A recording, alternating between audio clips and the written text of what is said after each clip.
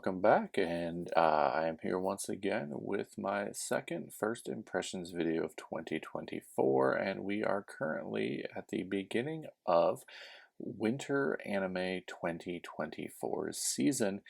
We are now in week 2, so most of these shows have aired their first episode. Some of them have even aired their second. I've spent a good amount of time these past couple weeks going through these shows that I had some interest in. Now, there are probably going to be quite a few shows that I didn't check out just because they're not in my wheelhouse. But if there are any that you've checked out, you think I should check out, let me know in the comments down below. And as per usual, this is going to be new series. This is not going to be sequels, season 2, season 3. That will be saved for a future video where I will just go into quick impressions on the new seasons of shows that I am continuing. So without further ado, here we go. Alright, so first I'm going to start with a romance anime. I'm a pretty big fan of romance anime, but as a 37-year-old man, most of them do tend to skew towards middle school and high school romances. Now, whereas I find nothing wrong with that, as they are very wholesome, pure shows to watch and are still very enjoyable, one of my favorites of the past few years being Horimiya, it is nice to find something that skews a little bit towards the older crowd. Now, while I will say this next show is still not your typical adult, it is more for the college age, which you don't see as often, so it's kind of a breath of fresh air in this space, and the show I am talking about is A Sign of Affection. So this one also does have a little bit different than your standard romance trope, is that it focuses on Yuki, who is a deaf college student who is approached on the train by a foreigner who is trying to talk to her and trying to get information. So she is basically at this point, as far as the viewer can tell, saved by Itsuomi, who is a very tall, what I would imagine good-looking Japanese man dressed in a big parka with a traveling backpack, who comes up and basically talks to said foreigner once he realizes something is wrong. Now, I will say that nothing, thankfully, is wrong. The person was just trying to get directions. He did speak good Japanese, according to Itsuomi, but he was not aware that Yuki was deaf. Itsuomi also did not realize this until she does the little hair flip back, and you can see the hearing aids in her ears. So now, at this point, we just kind of start learning about Yuki, her day-to-day life, her friends at college, and I do think this is a very interesting. We don't get inner monologues in her voice, which is what you would assume would be happening in a show with a deaf main character.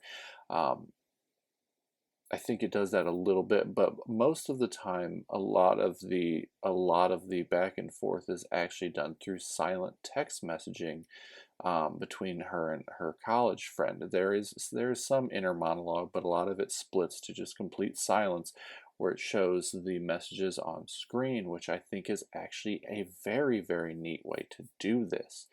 At the end of the first episode, basically they are just getting to know each other, and basically she invites him into her world. It does kind of hint at there being other male love interests for her.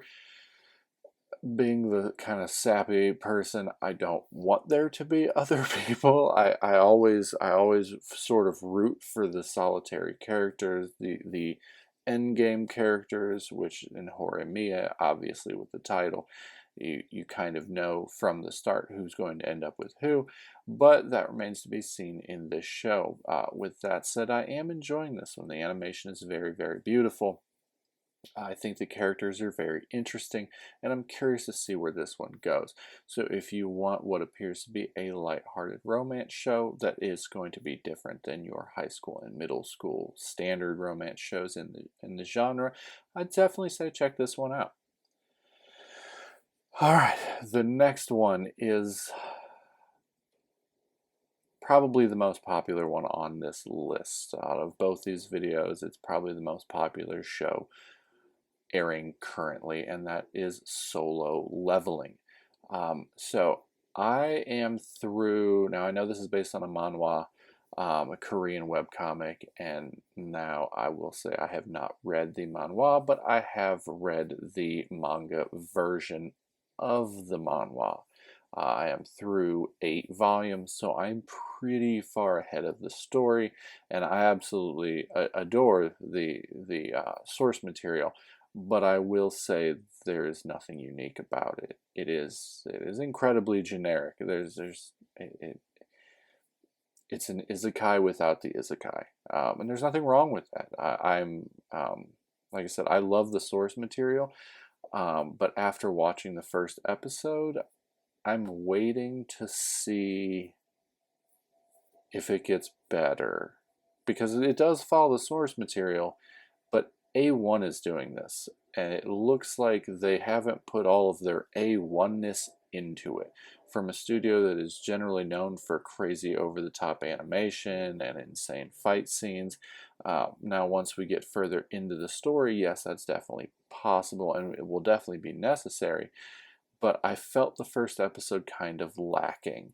And for a show with this much fanfare that people have been waiting on for so long, especially from a grade S studio such as A1, I did expect a little bit more.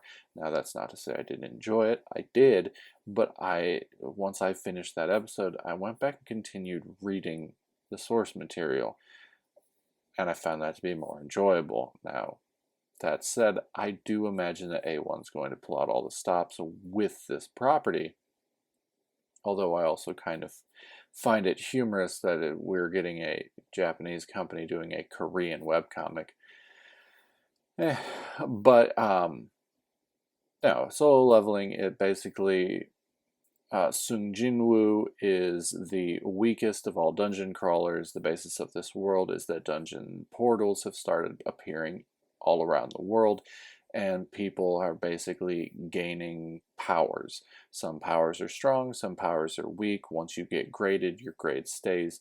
He is known as the weakest dungeon crawler. Constantly getting injured, his powers are basically crap, and basically Solo Leveling is the story of how he becomes stronger, because technically within this world and this system that's not entirely possible, but he manages to do it. So it's basically the journey of, it's your standard shonen story arc, more or less, journey from zero to hero, but not entirely the hero, as it kind of points out. You constantly get the Nietzsche quote, he who battles with monsters, fear of looking into the darkness, and the darkness gazes back type thing. So it kind of hints at some nefarious things in the background. The stronger that he gets, will he remain on the path of good? Will he go down to evil? Obviously, everyone's going to be watching this if they have any interest whatsoever. Like I said, I'm looking forward to it as it continues. The first episode didn't wow me, but with the source material, I can only imagine it's going to get better, especially if they continue past a first season, when it can get into more interesting territory once the story really starts to take off. All right, moving on to more isekai, because there's always more isekai, especially this season. Dead of overwork at age 27. Midori, right when she walks in the door, dead. Basically pops up, speaks to a god that appears before her. He asks her what power that she would like. The only thing she says is fluffy animals, how much she loved petting her parents' cat, and things to that nature. And he goes, cool, all right, isekai. She is at that point then reincarnated as Nefertima into a world of magic, where obviously all animals love her. They're all wanting to be around her. She gets to pet all the floof all day long. that's basically it. I mean, obviously, there are going to be your standard tropes where ultra powerful monsters really like her, she can communicate with them, they want to protect her, things to that nature. There is another manga that also does this. I can't remember the title off the top of my head, that I feel probably does it a little bit better, a little bit more interesting, but it's a feel-good show. If you're looking for a light-hearted isekai where the main protagonist just wants to pet fluffy creatures, go for it. In all honesty, I'm enjoying it. I watched the first 2 episodes already and went, yeah, this is a nice little just chill show. Not a whole lot of nefariousness, although it does hint that the church is evil and has nefarious gains, as per churches and religions in most anime and real life. So beyond that, it's an enjoyable show. Fluffy Paradise isn't breaking new grounds with anything, but if you've got the time slot open, might as well give it a shot if that's your jam. But it's far from the only isekai. Next up, something a little bit different. This is another one that I have actually read a lot of the source material for, so I knew I was going to enjoy it. And that is Mr. Villain's Day Off. The man known as the General works for a nefarious organization with the plot of taking over the world. But he's not doing that today because it's his day off. Basically, we follow the General around as he goes and more or less always visits the pandas at the zoo because he adores the pandas. You constantly hear monologues in his head of how when he takes over the world, he will keep the pandas. It's basically not a similar premise, but a similar setup to Love After World Domination, where you kind of have this Power Rangers aesthetic, but in this one, we're following the villain, and the heroes do pop up. They are incredibly annoying, so obviously they're trying to push you in the way of rooting for the villain in this one, but basically the entire first episode, every time any of the heroes notice him on his day off, he's like, truce, truce, it's my day off. It's very lighthearted, it's very fun, it has its comedic moments, and it's another chill show. And a lot of the times with the world the way that it is, a lot of the times we need these chill shows, these lighthearted sit back and laugh shows, and Mr. Villain's Day Off does a good job of that. So if you're looking for something that is just comedic and lighthearted, I'd say definitely this one, give it a go. Alright, up with another romance one. This one is Hokkaido Girls Are Super Adorable. Alright, the synopsis for this one's stupid. It's talking about fashion and icy north. Basically, the main character moves from Tokyo to Hokkaido. Hokkaido is very much northern in Japan, snows a lot, very cold. He moves there, he's not used to it, and he starts meeting the adorable Hokkaido girls who, the first one is Igiaru, who is just incredibly obsessed with the fact that he is from Tokyo, and he's just incredibly sweet to her, and she's just sweet to him back.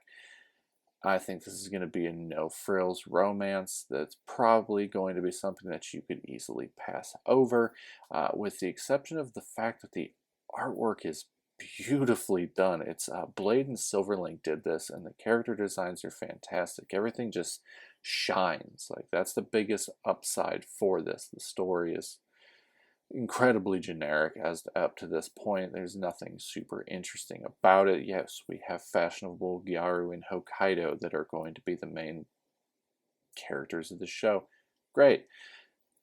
Beyond that, I don't see anything unique about this one outside of the artwork. So, in all honesty, maybe check the first episode out. I haven't delved into the source material, although I do have a couple volumes set back to read, so I can't tell you if it's going to get more interesting. The main thing is if you like the artwork on this one, maybe stick with it for a little bit longer, but I don't know if it's going to get much more interesting than that. Okay, this next one I was torn. I'm just going to go, it's metallicrouge. It's supposed to be the new Bones production. I want to say good things about it. I truly, truly do. But it's really hard when you start a show and you feel like you've missed 4 episodes. And this is not the first show this season or even in this video to do this, where they just start the story out of nowhere. And so you feel like you missed something. I was going back through my analyst trying to see, did I miss something? Why does it feel like I'm missing something? Like it just drops you in, explains nothing, and then expects you to play catch up. Like the synopsis, Metallicrouge takes place in a world where humans and androids coexist. The story follows Rouge, an android girl, who is on a mission on Mars with her partner Naomi. The mission is to murder 9 artificial humans who are hostile to the government. None of that is explained in the first episode. Yes, we do find out that she is trying to take down these immortal beings. We do not know why. It does kind of hints at they're dangerous to humans, but the first one she takes down has just been singing.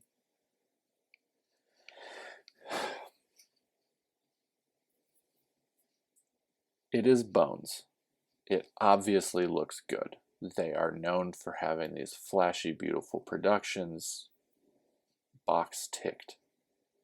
But stop starting in the middle of a story and pretending that you did it because it's artsy. Get into the damn story properly. Tell a story with a beginning, a middle, and an end. Don't just assume like these synopsises are how people add their list on what they're going to watch. If you add a synopsis like this that explains more than the first episode of the show, something is wrong. Does the show look great? Yes. Are the characters interesting? No. Like, am I going to keep watching it to hope it gets better? 100%, because the pedigree behind it is fantastic. But you guys really have to start learning how to tell a story. I don't need everything spoon-fed to me at the beginning, obviously. But when you just start, you don't explain these people are androids. You call them needs and that they require nectar to survive, otherwise they die and are thrown away. Okay, I can maybe put the pieces together and be like, that might be a robot. And then you have a lady singing and one girl just eating chocolate following her around, but we explain nothing to that. Then you see some sociopath stealing a shipment of nectar for no reason whatsoever. Once again, we don't really get that. And then we have the sociopath and the singer randomly talking to each other, but explaining very, very little. We don't have context for the story. And outside of the people that are just going to be Bones enthusiasts and are going to be like, no, we fully understood it because Bones made it.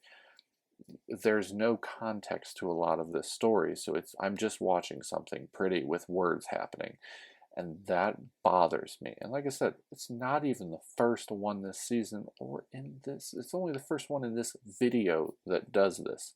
And I'll get to the other one later, because the other one, in all honesty, does the same thing, but I kind of liked it more because it kind of got to the point where it explained a little bit.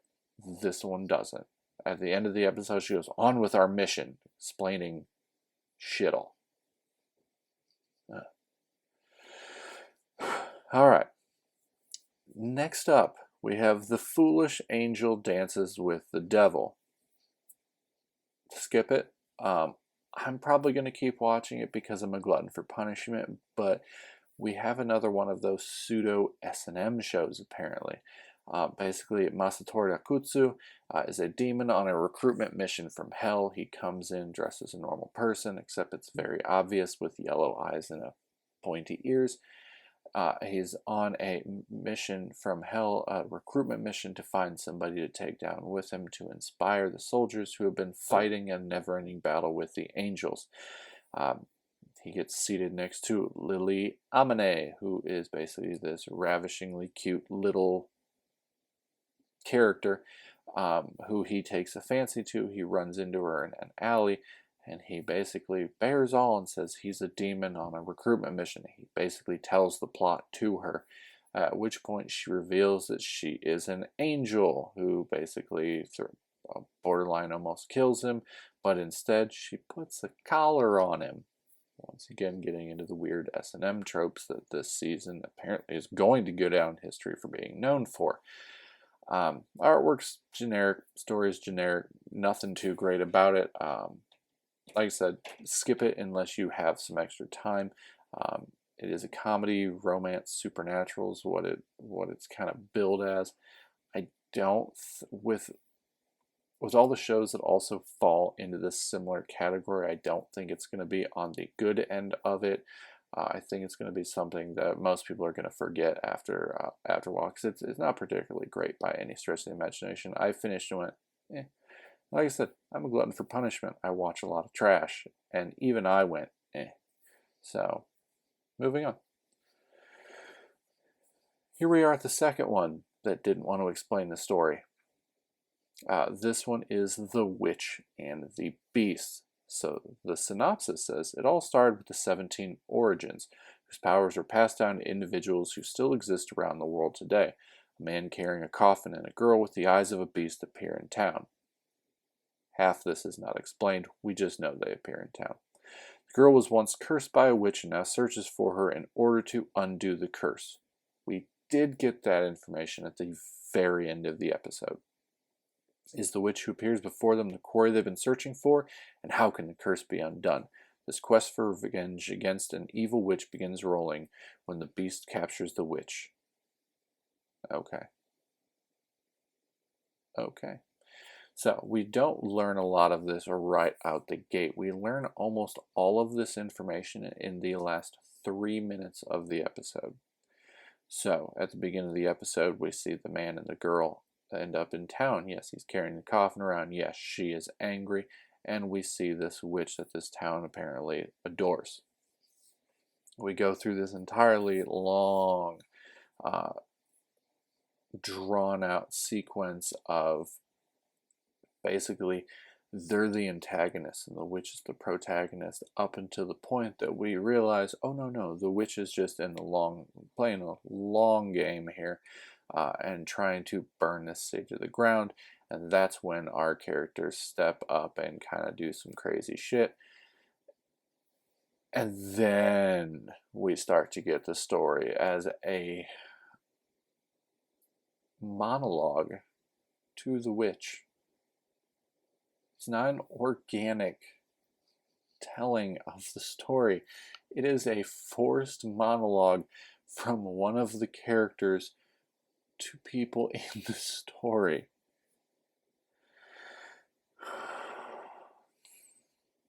I will keep watching this one. The artwork is beautiful. The character designs are really, really well done.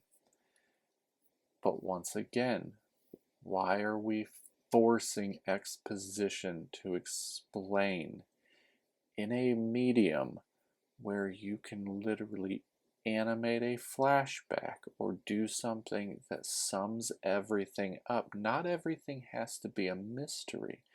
Sometimes the mysteries can be deeper into the story. The main premise, like this 17 origins, I have no idea what that is, because nothing about that is even mentioned in the first episode.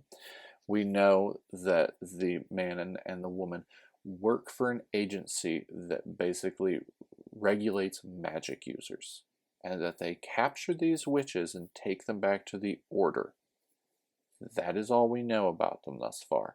We know that she has been cursed by a witch.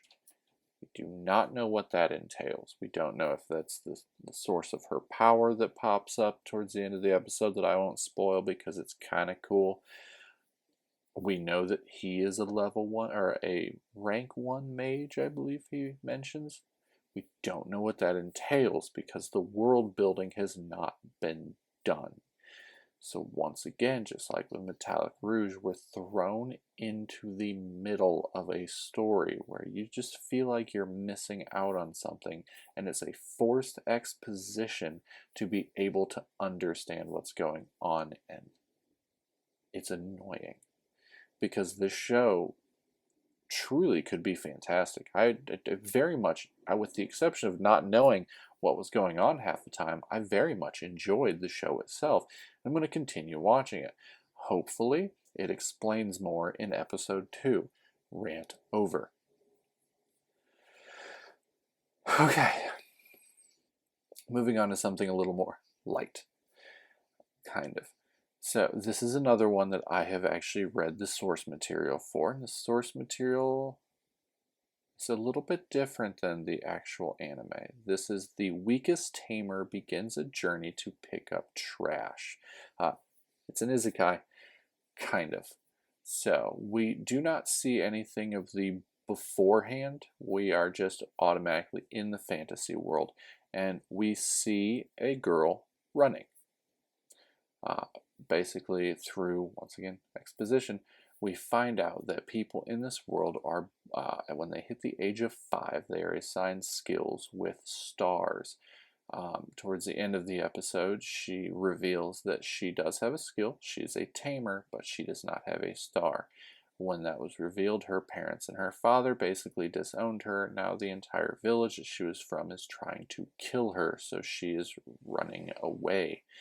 She renames herself Ivy, and she takes a bunch of bags and materials from a fortune teller who basically, once her parents shunned her, in the manga it's very clear that when her parents shunned her, she went to this fortune teller, and the fortune teller basically helped get her ready for the world, since the world was not going to be kind to her since she had no stars. In the anime, it completely cuts that point out, and we just get exposition about it.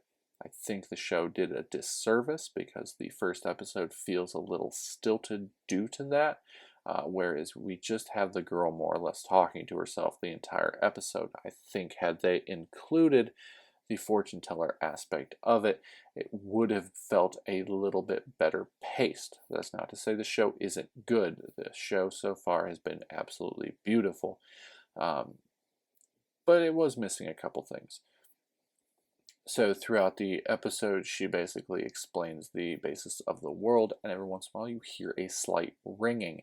As she explains later on, that is the memory of her past life chiming in.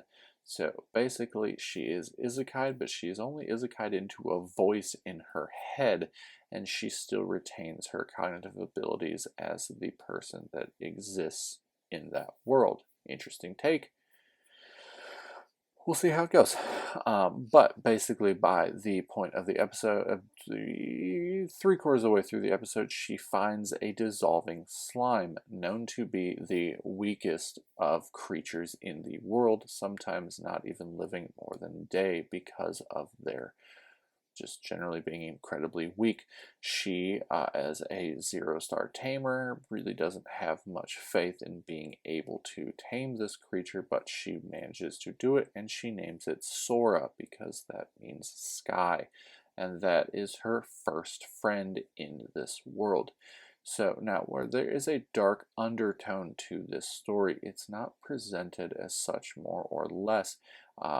It kind of likes to walk a fine line as to how it presents itself. Like I said, it's very beautiful. The animation is incredibly well done. It's from Studio Masquette, and off the top of my head, I'm not familiar with them, but I was very impressed with the animation, the character design, and things to that nature. Like I said, I am a fan of the manga. If it holds up to the manga, I think it could be something truly great. Although I will say that they have taken liberties with the first episode by chopping out a lot of the backstory. The fortune teller portion of the story was actually kind of significant in how she got set up to venture out into the world and kind of set the precedent on how much everyone hated her. Whereas we don't get that. We get little snippets of no stars shouldn't exist in this world by her father, but that's literally it. So it doesn't really demonize the antagonist as much as the manga did, and I think the manga set a better emotional point to it, which helps you kind of feel for the character a little bit more. Now, that remains to be seen if they're just telling some stuff slightly out of order, or if they've taken the liberties of just kind of chopping things out. We will have to see as it goes on. But I'm going to say that as of right now, I'm enjoying this one, but there are some slight pacing issues due to parts of the story being removed. Excuse me. That remains to be seen. Like I said, we'll have to go forward and see if that corrects itself. But with that, that is actually the last one on my first impressions for the new series this season. I did check out the Undead Adventure. I didn't find it interesting.